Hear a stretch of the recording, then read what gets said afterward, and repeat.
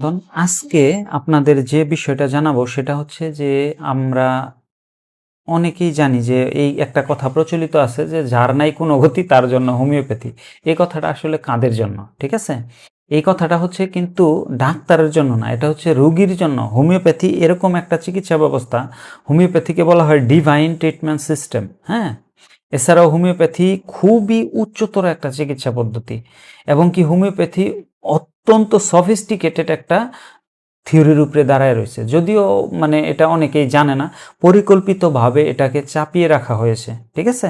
তো এই যে তথ্যটা আমাদের মধ্যে ছড়িয়ে পড়েছে যে যার নাই কোনো গতি তার জন্য হোমিওপ্যাথি, এই কথাটা হচ্ছে রুগীর জন্য, ডাক্তারের জন্য না।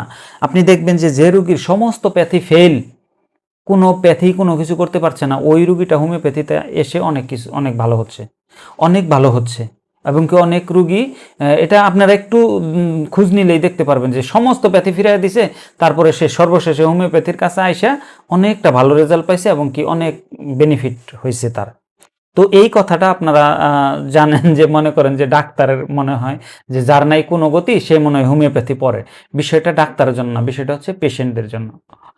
এই মিথটা মানে আপনাদের জানানোর জন্য আজকে আপনাদের সামনে আসা। তো সবাইকে ধন্যবাদ।